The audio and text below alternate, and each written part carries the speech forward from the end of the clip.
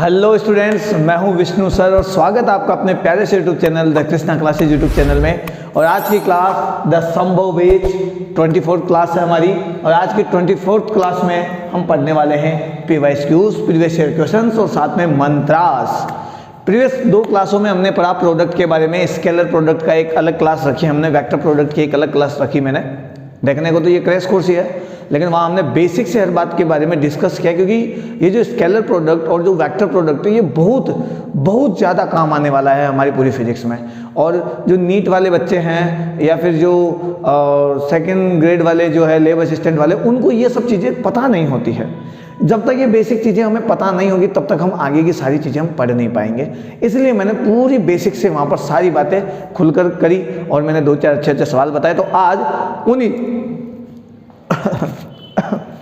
जो हमारे प्रोडक्ट वाले क्लास हुई थी जिसमें हमने स्केलर प्रोडक्ट वेक्टर प्रोडक्ट पढ़ा था, उन्हीं से रिलेटेड आज हम कुछ स्पेशल कॉन्सेप्ट पढ़ने वाले हैं, यानी मंत्रास पढ़ने वाले हैं। ठीक है। और इसके अलावा हम पढ़ने वाले हैं प्रीवियस ईयर क्वेश्चंस और साथ में हम पढ़ेंगे motion in a plane. Vectors की आज की एक क्लास लास्ट क्लास होगी। इसके बाद में आपको जो वेक्टर्स के टॉपिक है वो अलग अलग क्लास के फॉर्म में मिलेंगे, अलग अलग क्लास के रूप में मिलेंगे आपको। जैसे प्रोजेक्टाइल मोशन आपको मिलेगा, एक 1 शॉट क्लास मिलेगी 1.5 घंटे की, 2 घंटे की, जितनी भी लंबी क्लास खींचेगी एक क्लास में आपको प्रोजेक्टाइल मोशन मिलेगा, जहां पर आपके पूरे डाउट्स क्लियर हो जाएंगे। ठीक है। हर छोटे छोटे डाउट्स पर हम बात करेंगे, हर छोटे छोटे कॉन्सेप्ट पर बात करेंगे और साथ ही साथ में सवालों पे भी बात करेंगे। तो चाहे वो 1 घंटे की क्लास है, चाहे 2 घंटे की क्लास है, चाहे 2.5 घंटे की क्लास है, उसमें मैं कंप्लीट खींचने वाला हूँ उसको। ठीक है। उसके बाद हम बात करने वाले हैं सर्कुलर मोशन की, तो उसकी भी मेरी कोशिश यही है कि मैं एक क्लास में उसे खत्म कर दूं। ठीक है। लंबी क्लास खींचूं लेकिन खत्म हो जाए, क्योंकि हमारे पास वक्त कम है और हमें यदि क्रैश कोर्स खींचना है और हर छोटे छोटे डाउट्स को क्लियर करना है, हर कॉन्सेप्ट को छूते हुए निकलना है, हर कॉन्सेप्ट को कवर करते जाना है, तो उसके लिए हमें वक्त चाहिए और वक्त ही हमारे पास नहीं है, कम है, लिमिटेड टाइम है, तो हम वेस्ट नहीं कर सकते। इसलिए लंबी क्लास रहेगी, आप वहाँ से पढ़ सकते हैं। नीट IIT वाले जो बच्चे हैं वो वहाँ से देख सकते हैं, एयरफोर्स नेवी वाले जो बच्चे वो भी वहाँ से देख सकते हैं, NDA वालों को भी एक 1 शॉट क्लास मिल जाएगी। ठीक है। क्रैश कोर्स है, यदि नॉर्मली क्लासेस होती तो मैं आराम से उसको 2 से 3 क्लासों में 4 क्लासों में बताता, लेकिन अभी हमारे पास टाइम कम है इस वजह से। ठीक है। चलिए तो आज की बात करते हैं। वेक्टर्स की क्लास में हम बात करेंगे वेक्टर प्रोडक्ट से रिलेटेड कुछ स्पेशल न्यूमेरिकल्स पे और मंत्रास पे। ठीक है। चलिए भाई, देखो भाई, हमने कल पढ़ा कि भाई साहब आप A vector dot cross B vector को आप A vector cross B vector नहीं लिख सकते। नहीं लिख सकते। क्यों नहीं लिख सकते? क्योंकि ये समान नहीं होता, अपोजिट होता है, यानी डायरेक्शन आपका माइनस का आता है, डायरेक्शन आपका माइनस का आता है। ऐसे ही कुछ हुआ था ना, मतलब ऐसे नहीं लिख सकते, सॉरी क्या गलत लिख रहा हूँ मैं, आप ऐसे नहीं लिख सकते इसको B क्रॉस A, क्योंकि क्या हो जाता है, डायरेक्शन आपका अपोजिट हो जाता है। जबकि आप इसको ऐसे लिख सकते हो, A डॉट B और B डॉट A लिख सकते हो। ठीक है। इसमें फर्क आता है थीटा का। डिफरेंस किसका है भाई? डिफरेंस है एंगल का, डिफरेंस है एंगल का। ठीक है। चलिए कुछ और बातें भी करते हैं। ऐसे ही मैंने आपको बताया था कि भाई साहब यदि आपके पास A vector dot A vector है तो आप उसको A वेक्टर का मोड लगाकर स्क्वायर कर सकते हैं, यानी आप इसे नॉर्मली A स्क्वायर भी लिख सकते हैं। लेकिन यदि आपके पास A vector cross A vector हो, यानी सेम वैल्यू को सेम से मल्टीप्लाई करना है, सेम वेक्टर को सेम वेक्टर से मल्टीप्लाई करना है, तो आपके पास आएगा 0, जिसे हम बोलते हैं नल वेक्टर या 0 वेक्टर।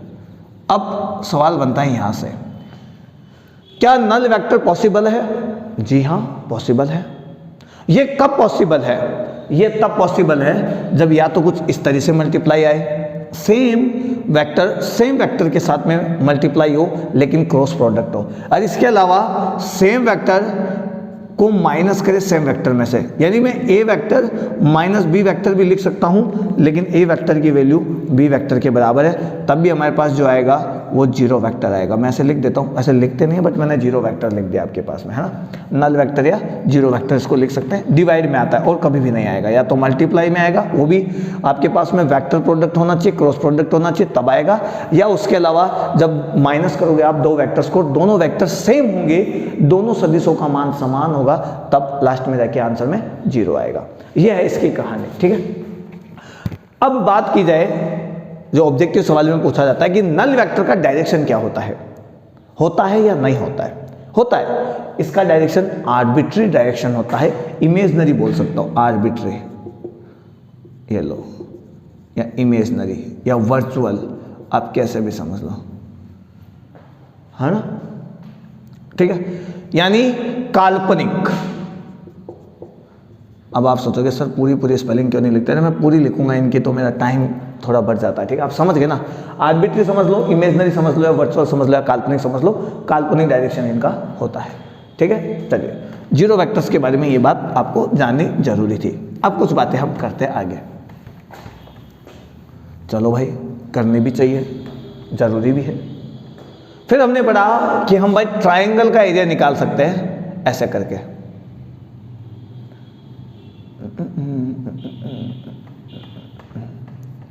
ऐसे कुछ, है ना, ये एरिया ऑफ ट्राइंगल हो जाएगा।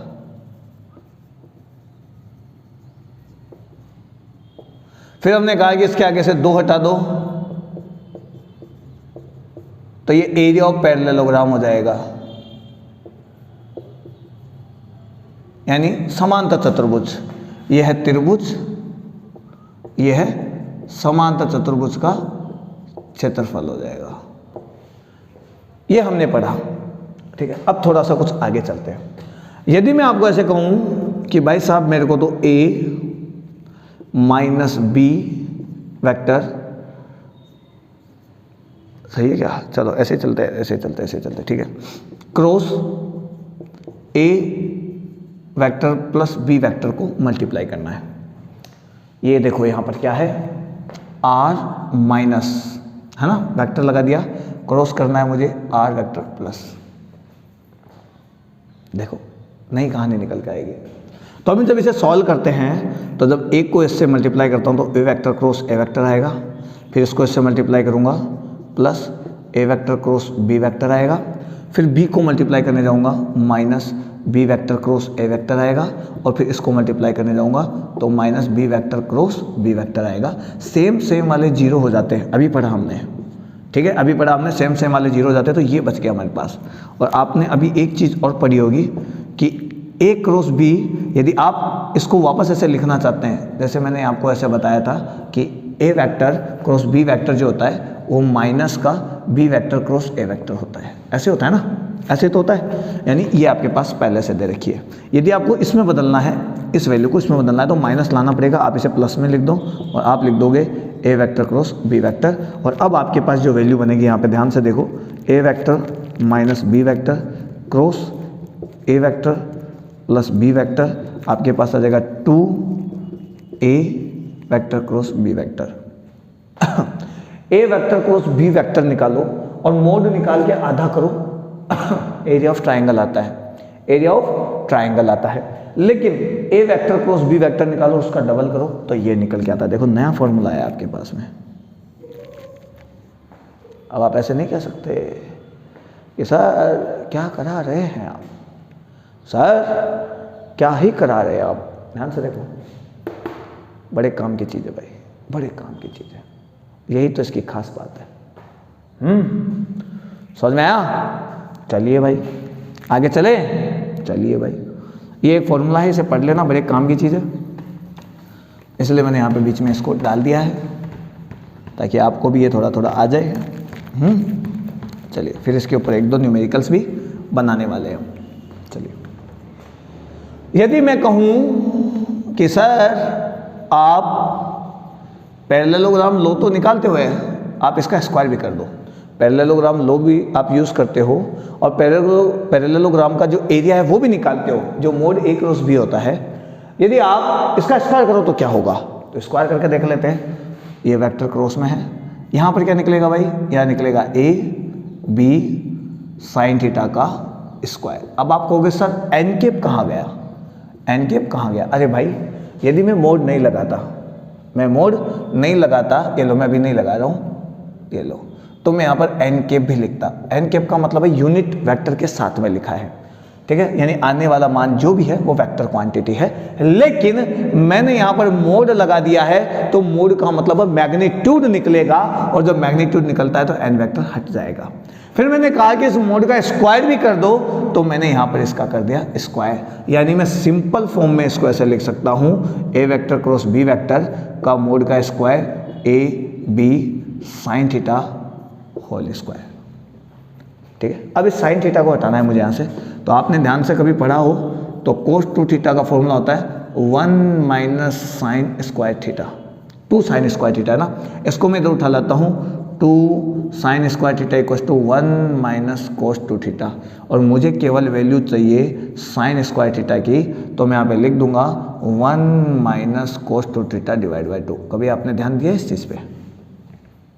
याद करो, कभी गलती से भी ध्यान दिया हो तो याद करो, कभी गलती से भी ध्यान दिया हो तो याद करो। भाई ऐसा होता है क्या कभी? देखो भाई cos 2 थीटा है 1 माइनस 2 साइन स्क्वायर थीटा, हम इसको लिख सकते हैं।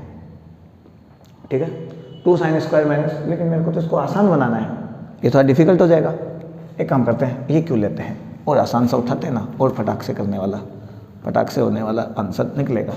इसको पहले अलग अलग कर लेते हैं। चलो मैं फिर आपको थोड़ा लंबा खींच के दूँ, हमें तो वैसे भी फॉर्मूले की ज़रूरत पड़ेगी, तो इसकी तो ज़रूरत ही नहीं है। तो मैं इसे लिख देता हूँ ए स्क्वायर बी स्क्वायर, और इसे लिख देता हूँ साइन स्क्वायर थीटा।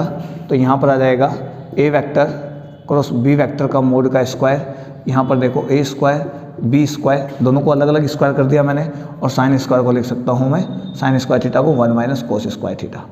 ठीक है, जिनको नहीं पता है वो यहाँ से देखिए, sign square theta plus cos square theta बराबर होता है 1, तो मुझे चाहिए यहाँ पर केवल साइन स्क्वायर थीटा की वैल्यू, तो मैं लिखूँगा 1 माइनस कोस स्क्वायर थीटा, जो मैंने यहाँ पर लिख दिया है अच्छी तरीके से। अब यहाँ पर देखो A vector cross B vector का स्क्वायर इक्वल टू, इसको वापस मल्टीप्लाई करें तो ये बनेगा A square minus B square, अरे यार क्या बोल गया मैं, ए स्क्वायर बी स्क्वायर, अंदर मल्टीप्लाई करेंगे तो ये बनेगा A square B square cos square theta, A square B square cos square theta. ये यहाँ पर आ गया है A vector cross B vector equal, थोड़ा ध्यान से देखो, ये तो है आपका ए स्क्वायर बी स्क्वायर। यदि मैं इसको पूरा ढंग से लिखूँ तो मैं लिख सकता हूँ ए बी कोस थीटा का होल स्क्वायर। और अब थोड़ा सा आप ध्यान से देख लेंगे तो आप खुद समझ जाएंगे कि मैं यहाँ पे लिख देता हूँ A vector cross B vector का मोड, ठीक है, का स्क्वायर इक्वल टू, आप लिख सकते हैं ए स्क्वायर बी स्क्वायर माइनस, इसको हम क्या लिख सकते हैं, ए वेक्टर डॉट बी वेक्टर। अरे भाई ए वेक्टर डॉट बी वेक्टर की तो फुल फॉर्म ही है, मैंने समेटा ऐसे लिखा और यहाँ पर लिख दिया स्क्वायर, तो मैं इसको ऐसे लिख सकता हूँ। ये देखो आपको समझ में आएगा। यदि आपको क्रॉस प्रोडक्ट दे रखा है और डॉट प्रोडक्ट भी दे रखा है तो आप आसानी से आप वैल्यूज यहाँ पर निकाल सकते हैं, रिलेशन निकाल सकते हैं। ठीक है, एक नया फॉर्मूला, एक नया मंत्र यहाँ पर आ गया है, याद रहेगा। चलिए भाई फिर आगे चलते हैं, तो एक दो सवाल कर ले अच्छे। काहे ऐसे करते हो भाई, काहे ऐसे करते हो, एक दो सवाल क्यों नहीं कर लेते। चलो पीएमटी के सवाल करते हैं, मतलब पुराने टाइप की जो नीट लगती थी हमारी, पुरानी नीट, उसके सवाल हम कर लेते हैं। अच्छे सवाल है, एयरफोर्स नेवी वालों को भी ये देखने चाहिए और मेंस वालों को तो देखने चाहिए। ठीक है, उनके लिए तो बड़ा काम का है। ठीक है, देखो यदि मैं कहूँ कि ए वेक्टर क्रॉस बी वेक्टर आपका ए वेक्टर डॉट बी वेक्टर के बराबर है, A vector cross B vector आपका, मैं यहाँ पे मोड और लगा देता हूँ, आपको याद रहेगा मोड से। ये लो मोड लगा दिया, यानी डायरेक्शन का खेल खत्म कर दिया मैंने, इधर भी और इधर, डायरेक्शन नाम की कोई चीज़ नहीं है। तो A cross B equal to A dot B है, तो theta between A vector and B vector, A vector और बी वेक्टर के बीच में आप एंगल निकाल के दिखाओ मुझे कितना है। ठीक है, चलिए मैं नया चीज़ें इसीलिए लेकर आ रहा हूँ, इन चीज़ों को आपको याद कर लेना है भाई, रटना नहीं है, याद कर लेना है। बार बार प्रैक्टिस करोगे तो आप फटाक से, आप वहाँ पर जब सवाल आएगा तो आपको याद आएगा और टिक मार के आ जाओगे आप, ज़्यादा लंबा सॉल्व नहीं करना पड़ेगा आपको। ठीक है, इसको हम क्या लिख सकते हैं, A B sine theta N के, और मैंने लगा दिया मोड, और यहाँ पे लिख सकता हूँ मैं ए बी कोस थीटा, और यहाँ पर लगा दिया मोड। जैसे ही मैं मोड लगाता हूँ एन के फट जाएगा, और मोड भी हटा देता हूँ, कोई फायदा नहीं है ना, मोड यानी वैल्यू, सिंपल सी बात है, और यहाँ पे भी मैं हटा देता हूँ। ध्यान से देखो, ए बी से, अरे रे रे रे रे अरे रे रे रे रे रे, गलती तो नहीं करते, नहीं करी, मैंने इसको उड़ा दिया, इसको मैं नीचे उठा लाता हूँ, आपके पास बचेगा sine theta divide by cos theta equal to 1, और साइन डिवाइड बाई कोस आपके पास होता है टेन थीटा इक्वल टू 1, यानी थीटा की वैल्यू आ जाएगी 45 डिग्री। ये लो भाई 45 डिग्री होगा तो ये दोनों आपस में बराबर होंगे। अब आप कहेंगे सर आपको कैसे पता लगा, इतना बड़ा सॉल्व करने की कहाँ जरूरत है। अब अपन बात करते हैं मंत्रास की, MANTRAS, मंत्रास तरीका, जो हमारा तरीका है। जब कॉन्सेप्ट क्लियर हो जाएगा, जब आप बहुत ज़्यादा प्रैक्टिस कर चुके होंगे, उसके बाद देखो आप चुटकियों में कैसे सॉल्व कर लेते हैं। इसको देखो मैं लिख सकता हूँ AB साइन थीटा, और इसको मैं लिख सकता हूँ AB कोस थीटा। AB का तो कोई मतलब ही नहीं है। इसकी बात करते हैं, वैल्यू बराबर रखने के लिए मुझे थीटा बराबर रखना पड़ेगा, और आपको पता है साइन और कोस की वैल्यू केवल एक ही एंगल पे इक्वल होती है, और वो होता है 45 डिग्री। नॉर्मली काम खत्म, बैठ गया दिमाग में। चलिए भाई आगे चले। आप ऐसे भी कर सकते हैं, लेकिन ये तब आएगा जब आप दिमाग लगाकर ढंग से कुछ ना कुछ कर चुके होंगे भाई, नहीं तो नहीं होएगा। चलिए एक सवाल और देखते हैं। पानी पी ले।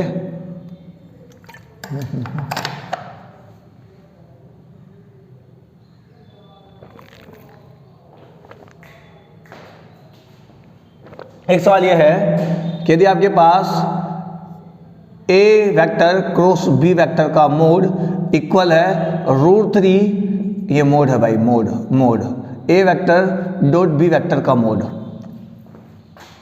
तो A vector plus B vector का मोड निकालो। ये क्या होगा। मल्टीप्लाई के रिलेशन आपको दे रखे हैं और प्लस का निकालना है, एडिशन निकालना है, रिजल्टेंट निकालना है। तो आपको सबसे पहले क्या करना पड़ेगा, इन दोनों को थोड़ा सा देखना पड़ेगा, क्या ऐसा सिस्टम है इनके अंदर कि कुछ ऐसा हो रहा है। तो आपको पता होगा मोड लगने के बाद हमारे पास सीधा AB साइन थीटा बचेगा, क्योंकि मोड लगने से एन कैप हट जाता है, और इधर आएगा √3, ये बचेगा AB कोस थीटा। अरे रे रे रे AB कोस थीटा, यही तो बचेगा। और बचेगा क्या, AB से AB उड़ गया, और आपके पास बचा sine theta by cos theta equal to √3, यानी ये हमारे पास बच गया टेन थीटा √3, यानी थीटा इक्वल टू हो गई वैल्यू 60 डिग्री। यहाँ से आपका एंगल निकल गया। सबसे पहले यहाँ से आपका एंगल निकल गया, और यहाँ पर आओगे आप तो इसका जो फॉर्मूला होगा वो होगा A² plus B² 2AB cos theta का रूट। तब आपके पास R निकल कर आएगा, और आप यहाँ पर रख सकते हैं A² B² 2AB कोस 60 का रूट, यहाँ पर रिजल्टेंट निकल के आएगा, जो कि ये है। हो गई कहानी खत्म। यही आपको पूछा था उसने सवाल के अंदर, PMT का सवाल है, इसने इसमें आपको कुछ नहीं दिया, बड़ा आसान सा सवाल पूछकर आपका दिमाग घुमा दिया, और ऑप्शन के अंदर दे दिया पावर में 1/2, और लोग यही मिस्टेक करके आ गए। सबसे पहले तो उन्हें एंगल समझ में नहीं आया, और उसके बाद में उन्होंने यहाँ पे सिली मिस्टेक्स कर दी, उन्हें रूट चाहिए था।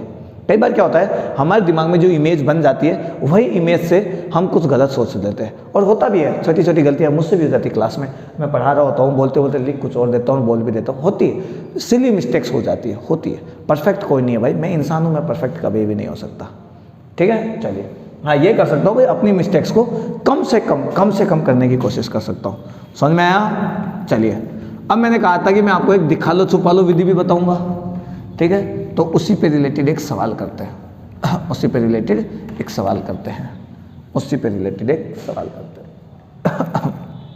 चलिए find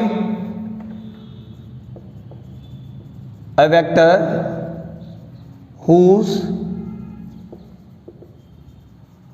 magnitude is 5 and which is perpendicular to A vector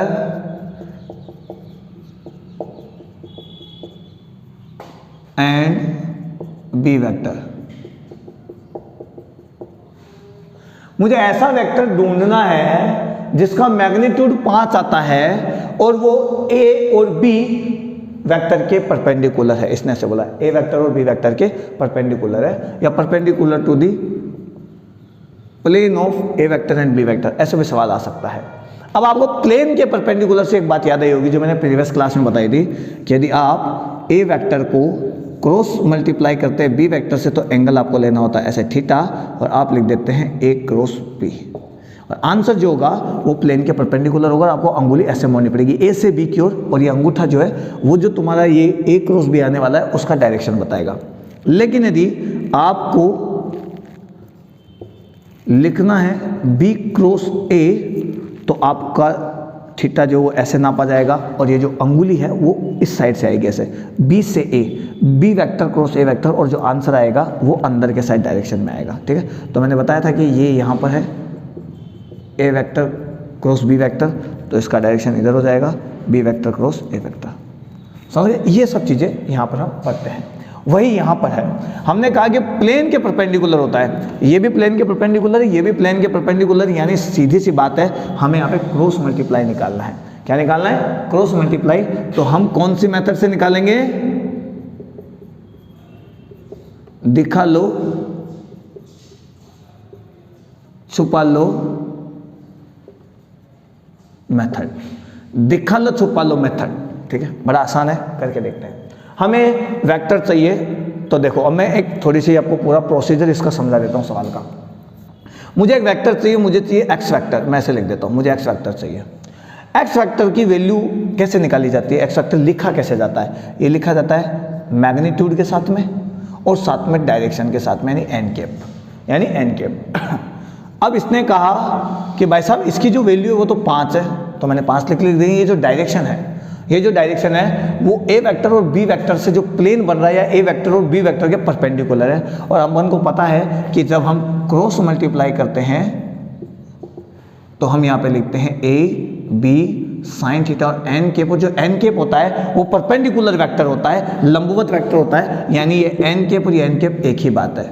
यानी मैं यहाँ पे एन केप निकालना चाहूँ तो मुझे लिखना पड़ेगा A vector cross B vector divide में ए, कैसे लिखते हैं भाई, कैसे लिखते हैं, हाँ, ए क्रॉस बी का मोड, ऐसे डालते हैं। तो यहाँ पर मैं लिखूंगा A vector cross B vector, और डिवाइड में डालूंगा मैं ए वेक्टर क्रॉस बी वेक्टर का मोड। यही तो फॉर्मूला है। एन कैप मैंने यहाँ से उठा के लिख दिया, डायरेक्शन मैंने यहाँ से उठाया क्योंकि इसने बोला परपेंडिकुलर डायरेक्शन, और मुझे पता है कि जो वैल्यू आती है वो परपेंडिकुलर डायरेक्शन में आने वाली है। तो सीधी सी बात है, मैंने एन कैप की वैल्यू निकाल ली, एन कैप यहाँ पे रख दिया, और मैग्नीट्यूड मेरे पास 5 है। अब मुझे चाहिए ये ए वेक्टर क्रॉस बी वेक्टर, तो मैं यहाँ पे लिखता हूँ दिखा लो छुपा लो मेथड। दिखा लो छुपा लो मेथड बड़ा ही आसान है, मैट्रिक्स मेथड है वैसे ये। आई कैप, जे कैप और के कैप में यहाँ पे लिख देता हूँ जो कॉमन है। इनकी वैल्यूज लिखता हूँ, ए की है 3 4 5, इसकी है 1 1 -1। ठीक है, और मुझे चाहिए वैल्यू, तो आप यहाँ पे सबसे पहले आई कैप लिखोगे। अब देखो, जिसका चाहिए उसे छुपा लो, जो नहीं चाहिए उसको दिखा लो, जिसका चाहिए उसको छुपा लो, जिसका नहीं चाहिए उसको दिखा लो। मुझे आई कैप चाहिए तो मैं आई कैप को छुपा लेता हूँ, ये लो। और मुझे अब राइट हैंड साइड से ऐसा मल्टीप्लाई की शुरुआत करनी है। ठीक है, एक वैल्यू प्लस, एक वैल्यू माइनस, एक वैल्यू प्लस, आई प्लस जे माइनस के प्लस। ठीक है, तो देखो 4 को इससे मल्टीप्लाई करोगे तो मैं लिखूंगा माइनस का 4, फिर बीच में आएगा माइनस, और 5 को 1 से मल्टीप्लाई करूंगा तो 5। आप 10th क्लास में वज्र गुणन विधि पढ़ते हैं, क्रॉस मल्टीप्लिकेशन मेथड पढ़ते हैं, यदि आपने पढ़ा है तो उस जैसा ही है ये। ठीक है, चलिए आई प्लस का है तो जे हो जाएगा माइनस का, ध्यान से देख लेना भाई। ठीक है, अब मुझे जे केप चाहिए तो मैं जे को छुपा लेता हूँ। अब देखो इधर है माइनस का 1, इधर है 3, क्रॉस मल्टीप्लाई करना है ऐसे, तो मैं यहाँ पे लिखूंगा माइनस का 3। अब देखो 1 को मल्टीप्लाई करूंगा 5 से, तो मैं तो लिखूंगा माइनस का 5 प्लस का के केप। ज़्यादा डीपली में जाऊंगा नहीं, इसलिए आप यहाँ पे समझ लीजिए। वैसे प्लस माइनस क्यों लेते हैं ये भी मैं बताता, लेकिन चलो छोड़ो। इसमें क्या होता है, चलो बता ही देता हूँ। इसमें क्या होता है, पहली शुरुआत हमें ऐसे करनी होती है जैसे हमने इधर से की, और जब जे केप की बारी आती है तो -1 को 3 से मल्टीप्लाई करके -3 लिखते हैं, लेकिन ऐसा नहीं होगा। दूसरी बार में शुरुआत होती है 1 को 5 से करने की, 1 को 5 से मल्टीप्लाई करने की, यानी एक बार शुरुआत ऐसे करोगे, एक बार शुरुआत ऐसे करोगे, एक बार शुरुआत ऐसे करोगे, एक बार शुरुआत ऐसे करोगे, और उसमें कन्फ्यूजन होता है, इसलिए ध्यान रखो 1 को प्लस, 1 को माइनस, 1 को प्लस। मैंने प्लस लिखा, मैंने माइनस लिखा, प्लस लिख रहा हूँ। अब मेरे को के को छुपाना है तो मैंने के केप को छुपा लिया यहाँ पे, और देखो हमारे पास बचा 1 × 3 3 बचा, और मेरे पास बचा 4 × 1 मेरे पास 4 बचा।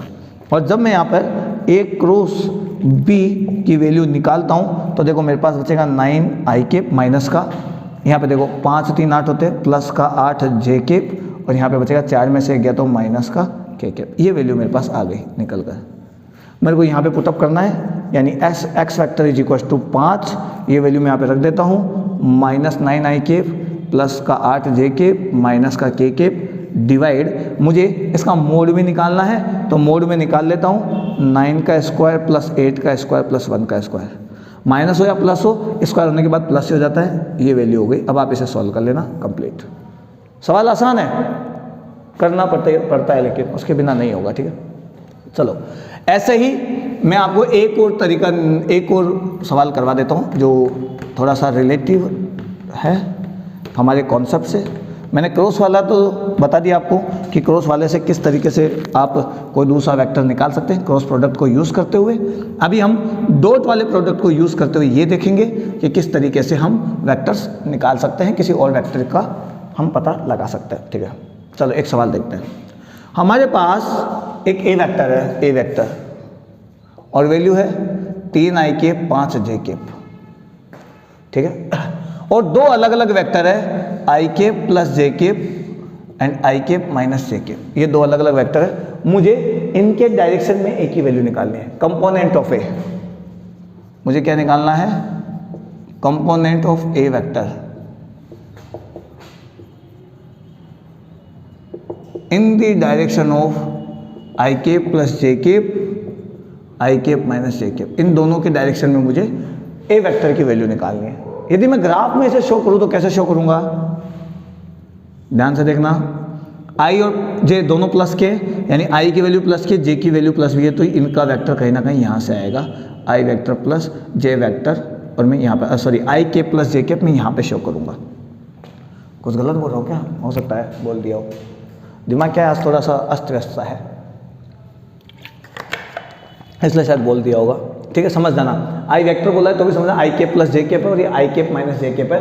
यहाँ पे a vector equal to 3i के प्लस 5j है। उसी तरीके से यदि मुझे i के माइनस j को शो करना है यहाँ पर, तो ग्राफ में कैसे शो करूँगा? तो देखो i प्लस का है, i की वैल्यू प्लस की रहेगी, लेकिन j माइनस की तो नीचे कहीं आएगा और ये वैल्यू यहाँ पर आएगी, यानी 45 डिग्री के एंगल के आसपास, दोनों का 45 ही बनता है वैसे, और ये बनेगा i के माइनस j। ये वेक्टर्स ऐसे शो होते हैं, ठीक है। मैग्नीट्यूड की बात की जाए तो देखो 1 का स्क्वायर √2 इसका मैग्नीट्यूड हो जाएगा, इसका मैग्नीट्यूड भी √2 हो जाएगा। मैग्नीट्यूड निकल गया, सिंपल सी बात है। ये लो, इसका मैग्नीट्यूड ये होगा, इसका मैग्नीट्यूड ये होगा, √2 ही आएगा। 1 का स्क्वायर प्लस 1 का स्क्वायर 2 का अंडर रूट 2 अंडर रूट 2। लेकिन मुझे तो कंपोनेंट ऑफ ए वेक्टर चाहिए, वो भी इनके डायरेक्शन में। अब क्या यूज़ करें हम तरीका? हमारे पास सबसे बड़ा कन्फ्यूजन ये है, तो ध्यान दो, हमने इन दी डायरेक्शन बात की है, और जब इन दी डायरेक्शन या अलोंग दी डायरेक्शन बात आती है तो हम लेते हैं डॉट प्रोडक्ट, हम लेते हैं डॉट प्रोडक्ट। और हमने एक चीज़ और पढ़ी है, कि यदि मुझे किसी की वैल्यू निकालनी है, मुझे यदि एक्स वेक्टर की वैल्यू निकालनी है, तो मैं क्या करता हूँ? मोड एक्स लेता हूँ और एन कैप लेता हूँ, मोड एक्स लेता हूँ और एन कैप लेता हूँ, मोड एक्स लेता हूँ और एन कैप लेता हूँ। ये मेरी एक वो है जो हम आराम से समझते हैं, ठीक है। अब देखो, इन दी डायरेक्शन की बात की जाए और दो अलग अलग वेक्टर दिए जाए तो क्या करो? तो अब ध्यान से देखना, हमारे पास A vector dot B vector होता है, तो हम उसको लिखते हैं A B cos theta, A B cos theta. मुझे ए वेक्टर का कंपोनेंट चाहिए तो मैं लिखूंगा A vector dot B vector, और डिवाइड में बी का डिवाइड दे दूंगा, यानी बी मोड का डिवाइड दे दूंगा, येलो मोड लगा देता हूँ, और मेरे पास आ जाएगा ए कॉस थीटा, जो कि कंपोनेंट ऑफ ए है, कंपोनेंट ऑफ ए है। किसके डायरेक्शन में? बी के डायरेक्शन में। हम ऐसे निकालते हैं, लेकिन मुझे तो वेक्टर चाहिए भाई, कंपोनेंट किस फॉर्म में चाहिए? वेक्टर फॉर्म में चाहिए। तो भाई साहब वेक्टर फॉर्म में लाने के लिए ये तो केवल आपके पास एक मैग्नीट्यूड आए, जो कि ये है। एक मिनट, फोन में देख लेता हूँ, एक सेकेंड।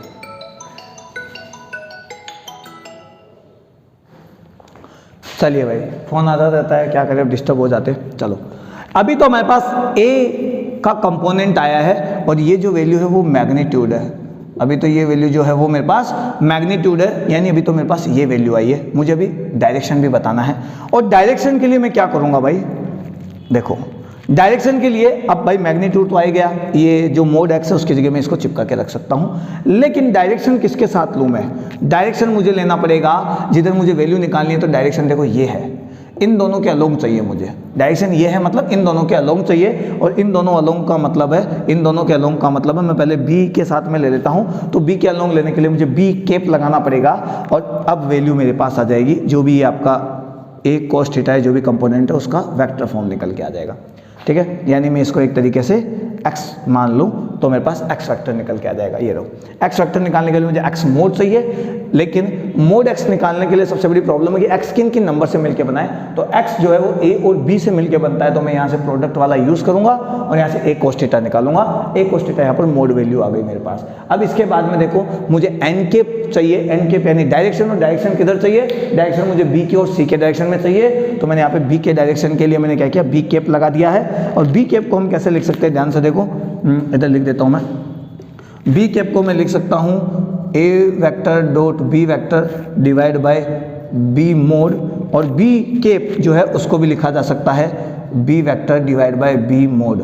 अब देखो ये दोनों मोड आ गए, यानी मैं यहाँ पे दोनों का स्क्वायर लिख सकता हूँ, b मोड का स्क्वायर। बड़ा आसान है, समझे। तो देखो ये तो है सिंपल एक वेक्टर के लिए, लेकिन जब आपके पास दो वेक्टर आ जाए और ऐसे कंपोनेंट्स निकालने की बात आए तो आप ये यूज़ करोगे, ठीक है। आपको इसीलिए मैंने पूरा बेसिक से समझाया था ये कि भाई साहब इसका मतलब क्या होता है, ठीक है। अब इनमें से केवल मैं एक करके दिखाऊंगा आपको, देखो अब ज़्यादा नहीं है टाइम, तो आप खुद करना, एक मैं करके दिखा दूंगा आपको, ठीक है। चलिए, तो हमें इनका डॉट प्रोडक्ट निकालना है। तो डॉट प्रोडक्ट में देखो यहाँ पर है 3ik plus 5j dot B vector की बात करूँ तो बी वेक्टर मेरे पास है ik प्लस j। ये तो हो गया इधर का काम, ये लो।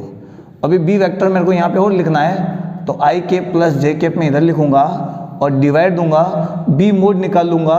बी मोड क्या होगा भाई, बी ये है मेरे पास और इसका मोड यानी 1 स्क्वायर प्लस 1 स्क्वायर, ये लो बी मोड आ गया। और उसका भी स्क्वायर करना है तो ये स्क्वायर कर दिया। देखो ए वेक्टर यहाँ लिखा, बी वेक्टर यहाँ लिखा, उसके बाद में बी वेक्टर दोबारा लिखा और बी मोड लिख कर उसका स्क्वायर मैंने कर दिया। तो यहाँ पर सॉल्यूशन निकालते हैं। 3 आई केप को एक आई केप से मल्टीप्लाई करेंगे तो केवल 3 आएगा, क्योंकि आई केप मिलकर 1 बनाएंगे। 5 जे केप को एक जे केप से मल्टीप्लाई करूंगा तो केवल 5 आएगा। सिंपल सी बात है, केवल 5 आएगा, क्लियर सी बात है। मैंने यहाँ पे 5 लिख दिया क्योंकि जे केप मिलके 1 बनाएंगे। आई केप जे केप से मिलेगा तो 0 बनाएगा, जे केप जब आई केप से मिलेगा तो भी 0 बनाएगा, यानी मल्टीप्लाई होकर 0 बनाने वाले। इसके बारे में मैंने डॉट प्रोडक्ट पढ़ाया था, तब ध्यान से एकदम क्लियरली बता दिया था। तो आप पहले देखिए वहाँ पर, तब आपको समझ में आएगा। एकदम क्लास का पूरा बेसिक, पूरा निचोड़ तभी समझ में आएगा जब आप ध्यान से क्लास देखेंगे, नहीं तो नहीं आएगा, ठीक है। चलिए इधर देखो क्या बचा मेरे पास, आई के प्लस जे के बचा और नीचे क्या बचा, वैसा भी स्क्वायर से रूट तो कट गया और मेरे पास बच गया 2, 5, 3, 8 होते हैं, इससे मैंने काट दिया, मेरे पास बचा 4 आई के प्लस जे के। क्लियर सी बात है, सवाल हो गया, कंप्लीट हो गया। फटाक से आप आंसर निकाल सकते हो, आपके हाथों में, ठीक है। वैसे आप माइनस वाले का भी निकाल सकते हो, ठीक है। मैंने केवल आपको एक का निकाल के दे दिया, दूसरे का आप खुद ट्राई कर लीजिएगा। कुछ नहीं करना है, सिंपल सी बात है। यहाँ केवल माइनस लाना है, यहाँ केवल माइनस लाना है और कहीं नहीं लेके जाना आपको खुद ब खुद निकल के आ जाएगा, ठीक है। चलिए यहाँ पे माइनस कर दीजिएगा और एक यहाँ पर माइनस कर दीजिएगा। यहाँ माइनस करने से यहाँ फर्क पड़ेगा और एक यहाँ फर्क पड़ेगा और कुछ नहीं, सवाल सॉल्व हो जाएगा आपका, ठीक है। चलिए ये है हमारे इम्पोर्टेंट क्वेश्चंस या मंत्रास, जिनकी ज़रूरत हमें पड़ती रहती है बार बार, और जिन कॉन्सेप्चुअल सवालों को सॉल्व करने के लिए हमें पसीना पड़ता है। इन कॉन्सेप्ट की सहायता से, इन कॉन्सेप्ट की हेल्प से वो हम फटाफट कर पाएंगे, ठीक है। ठीक है, एक दो और कर लेते हैं अच्छे टॉपिक। और आज का टॉपिक आपका मोशन इन अ प्लेन। देखो ध्यान से देखना भाई, मुझे चाहिए मोशन इन अ प्लेन, तो उसके बारे में हम बात करते हैं। मोशन इन अ प्लेन में हम क्या समझते हैं।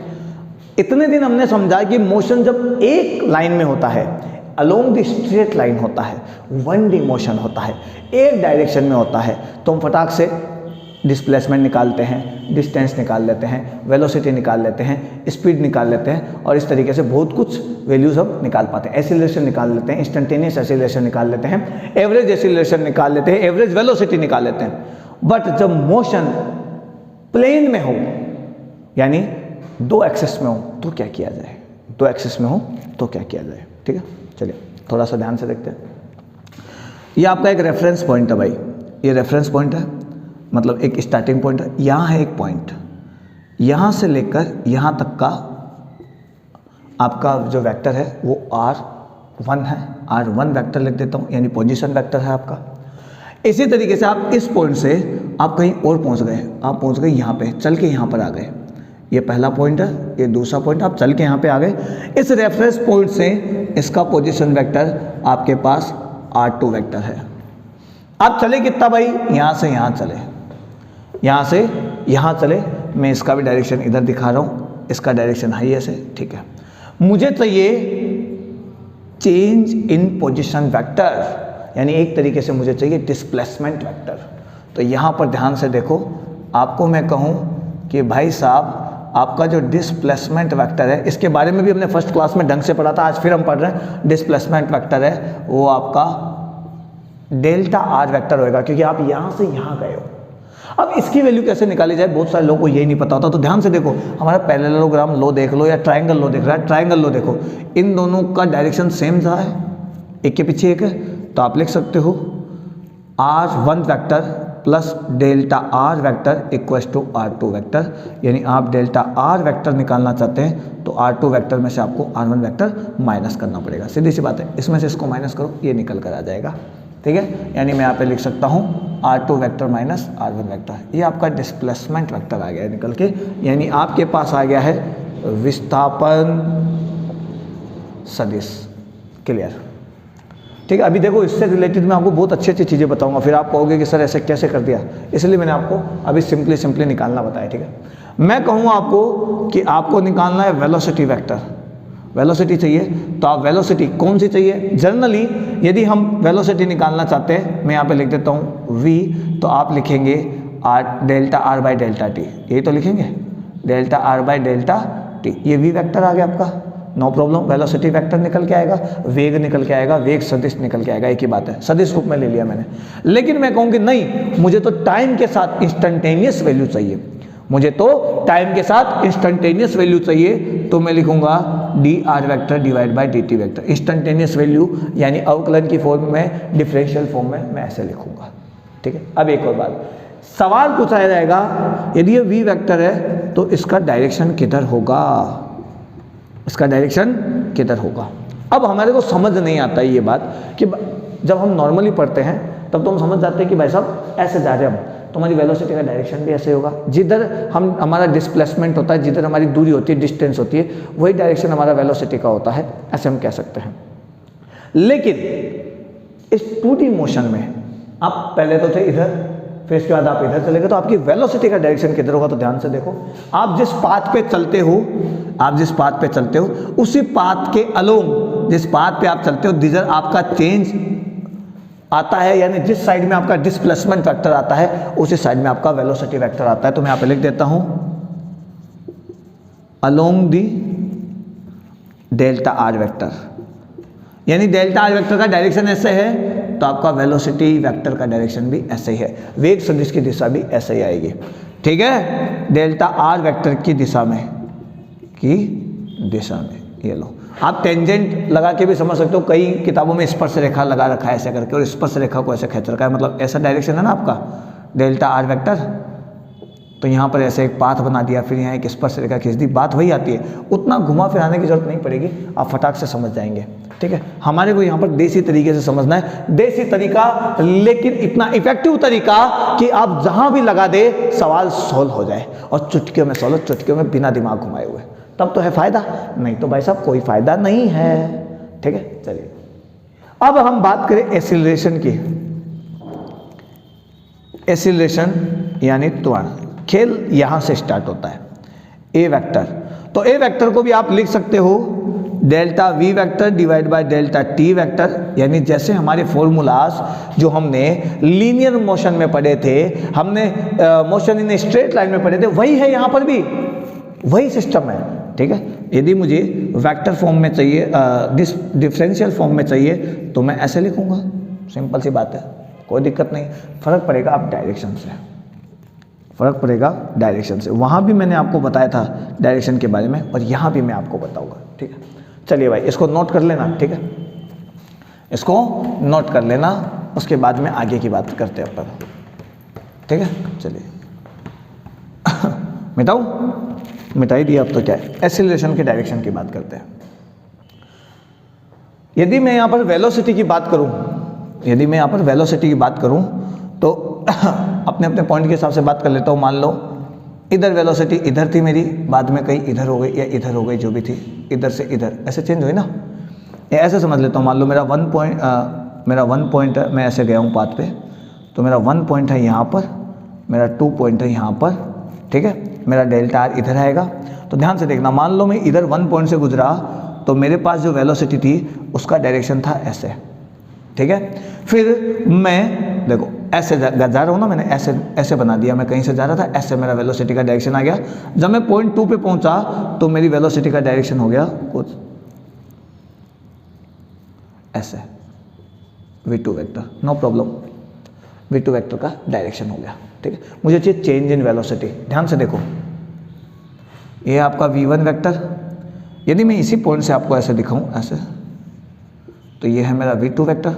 भाई ये आपका जो 1 और 2 पॉइंट है उसको आपने रेफरेंस पॉइंट से तो लिया है, ओ पॉइंट से, तो r1 वेक्टर r2 वेक्टर लिया, तो मैंने दोनों का यहाँ पर वेलोसिटी का डायरेक्शन भी बता दिया। भाई इधर वेलोसिटी इधर ऐसे होगी, शायद ऐसे है, इधर वेलोसिटी ऐसे, ऐसे समझ लो, ठीक है। मैंने यहाँ पे एक ऐसा डायग्राम और बना दिया, कच्चा डायग्राम। तो मेरी जो वेलोसिटी चेंज हुई है उसका डायरेक्शन है ऐसे।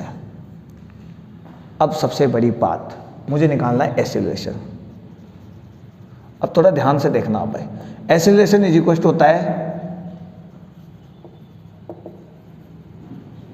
ऐसे सिंपली ले लेता हूं मैं, change in velocity divide by time.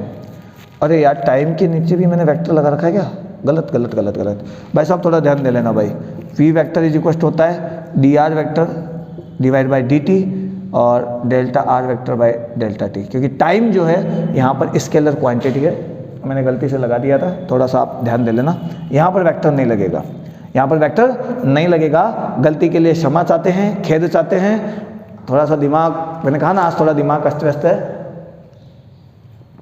तो थोड़ी सी गलती हो गई, माफ़ी चाहेंगे, ठीक है, थोड़ा सा माफ़ कर दीजिएगा, सपोर्ट करिएगा, है ना, ऐसा नहीं कि सर ने क्या कर दिया, हो गई थोड़ी सी गलती, ठीक है। तो देखो delta v vector divide by delta t vector, और डेल्टा t वेक्टर क्यों, ये तो स्केलर क्वांटिटी है, ठीक है। तो delta v vector by delta t, इसको मैं लिख सकता हूँ v2 vector minus v1 vector divide by delta t। और आपने एक चीज़ पढ़ी होगी कि माइनस नाम की कोई चीज़ नहीं होती, यानी मैं उल्टा करके इसको ऐड कर सकता हूँ, उल्टा करके ऐड कर सकता हूं। यानी एक्सीलरेशन को मैं सिंपली निकालना चाहूं, मोड में निकालना चाहूं, तो यहां पे डायरेक्ट लिख सकता हूं मैं v2 square plus v1 square, और जो भी यदि आपके पास एंगल वेंगल है तो वो लिख दो 2v1 v2 cos थीटा का रूट डिवाइड बाय टाइम, जो भी आपका चेंज इन टाइम आए वो भी आप यहाँ पर लिख सकते हैं। ये फॉर्मूला भी आपका एक्सीलरेशन का निकल के आएगा, ठीक है। ये बात ध्यान रखना, हम चेंज बोलते हैं लेकिन ऐसा होता नहीं है। अब मैं थोड़ी सी आपको जो डायरेक्शन की कहानी थी उसके बारे में हम बात कर लेते हैं। ये तो एक फॉर्मूला निकल के आ गया, इसलिए मैंने आपको बता दिया, ये भी एक फॉर्मूला है। डायरेक्शन किधर आएगा? अब देखो असली बात यह है कि डायरेक्शन हमेशा चेंज इन वेलोसिटी आता है, डायरेक्शन हमेशा चेंज इन वेलोसिटी आता है। तो यदि मैं ऐसे इसका डायरेक्शन थोड़ा ठीक बना देता हूँ मैं, ये लो ऐसे करके, यही है ना। तो यदि इसका डायरेक्शन ऐसा है तो एक्सीलरेशन का डायरेक्शन भी ऐसे ही आएगा। वेलोसिटी का डायरेक्शन, चेंज इन वेलोसिटी का डायरेक्शन जहाँ होता है उधर ही एक्सीलरेशन का डायरेक्शन होता है। अब यहाँ पर देखो, इन वेलोसिटीज के साथ में तो एक्सीलरेशन का एंगल कुछ और ही हो गया है। 1D मोशन में हमने पढ़ा था कि v के साथ या तो सेम डायरेक्शन में होगा या अपोजिट डायरेक्शन में होगा।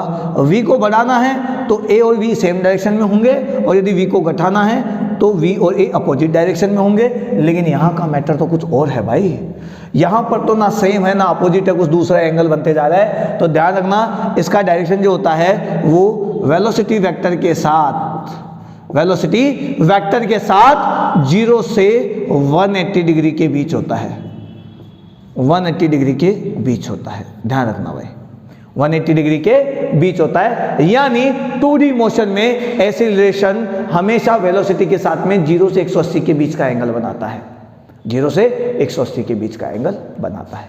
ये आप ध्यान रखना, ये फॉर्मूला मैंने आपको बता ही दिया, इस फॉर्मूले से मैंने ये निकाल दिया। देखो बड़े काम की चीज़ है, इसलिए मैंने यहाँ पर निकाल दिया है ताकि आपको फटाक से फॉर्मूले और सवाल समझ में आ जाए।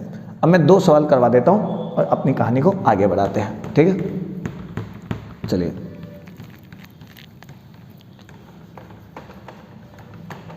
चलिए भाई, चलिए चलिए चलिए चलिए चलिए चलिए चलिए चलिए भाई, चलिए चलिए चलिए चलिए चलिए चलिए, ठीक है भाई, ठीक है ठीक है।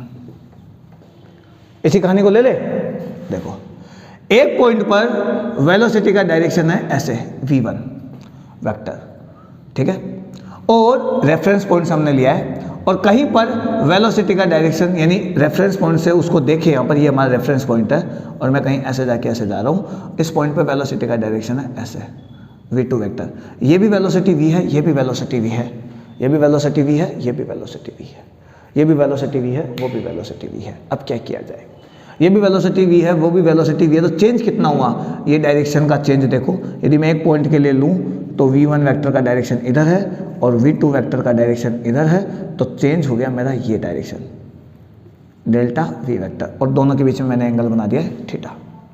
अब हमारा यहाँ पर खेल देखो क्या खेला बनता है। मैंने आपको बोला कि यदि मुझे चेंज चाहिए, यानी चेंज का मतलब मुझे चाहिए डेल्टा v वेक्टर, तो मैं लिखूंगा v वेक्टर यानी v2 माइनस v1 वेक्टर।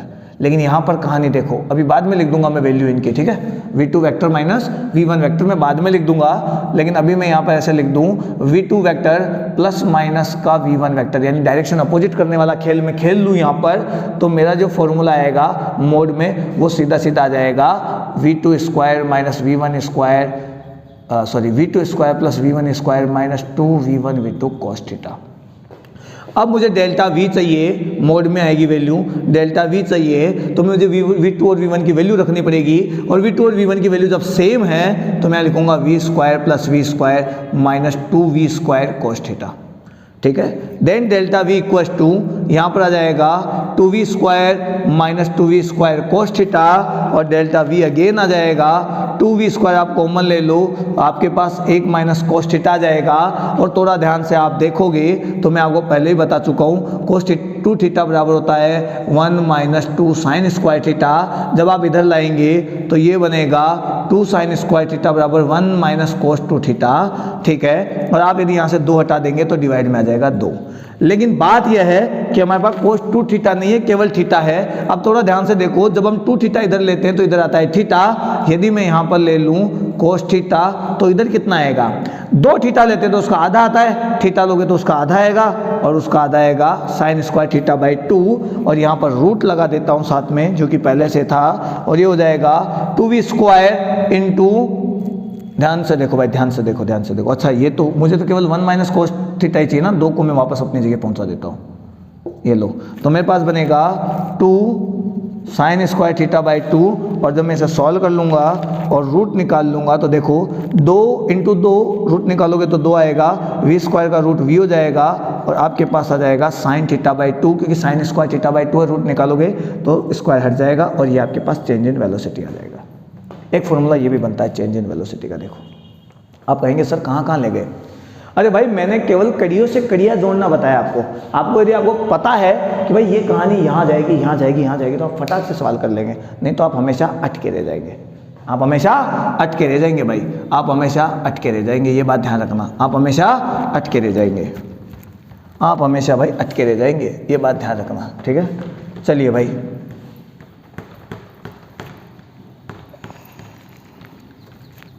समझ में आ गया, चलिए तो एक सवाल कर ले, बताओ कर ले का, अरे सवाल कर ले का भाई, सवाल कर ले का, आपको थोड़ा सा ध्यान दे रहा है, ठीक है।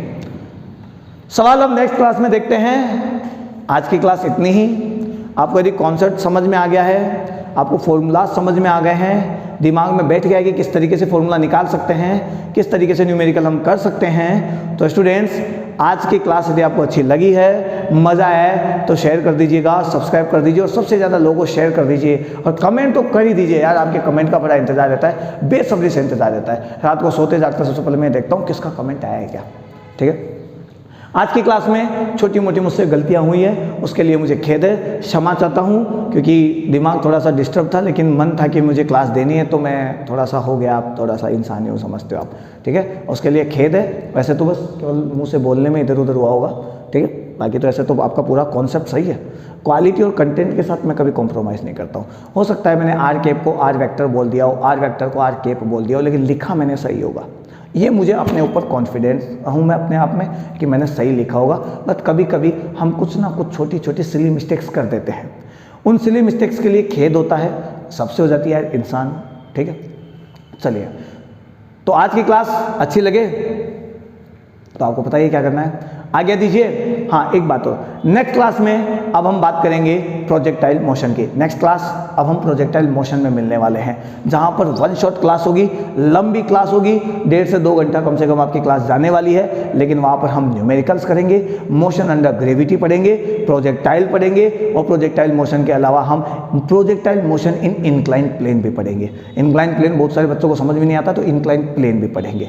वहां पर हमारा क्लियर कट सीधा सीधा खत्म हो जाएगा प्रोजेक्टाइल मोशन। उसके बाद एक क्लास में हम पढ़ेंगे जो रिवर और बोट वाले सवाल है, नाव और जो नाव और नदी वाले सवाल आते हैं वो बात करेंगे। उसके अलावा एक क्लास में हम बात करेंगे बारिश और छत्ते की, हवा और झंडे की, एरोप्लेन और हवा की, इस टाइप की जो बातें होती है वो हम पढ़ने वाले हैं। इस और एक क्लास हमारे पास जाएगी सर्कुलर मोशन की, यानी 4 क्लासेस आपकी और बची है। 4 क्लासेस में आपका वेक्टर कंप्लीट हो जाएगा। ठीक है, 10-11 क्लास लग गई है, लेकिन यहाँ पर हमने कॉन्सेप्ट पूरा डीपली पढ़ा है। बात यह है कि हम सारा पढ़ ले लेकिन हमें कन्फ्यूजन ही कन्फ्यूजन हो, उससे बेटर है कि हम लिमिटेड पढ़े, लेकिन लिमिटेड पढ़े हुए में हम सबसे परफेक्ट हो, ताकि हमारे नंबर नहीं कटे। इसीलिए लिमिटेड एडिशन होना चाहिए, लेकिन उसमें हम परफेक्ट होने चाहिए। इसलिए हम एक एक टॉपिक को बड़ी बारीकी से पढ़ रहे हैं। ठीक है, तो स्टूडेंट्स मिलते हैं नेक्स्ट क्लास में, आज्ञा दीजिए, जब तक के लिए जय हिंद, जय भारत।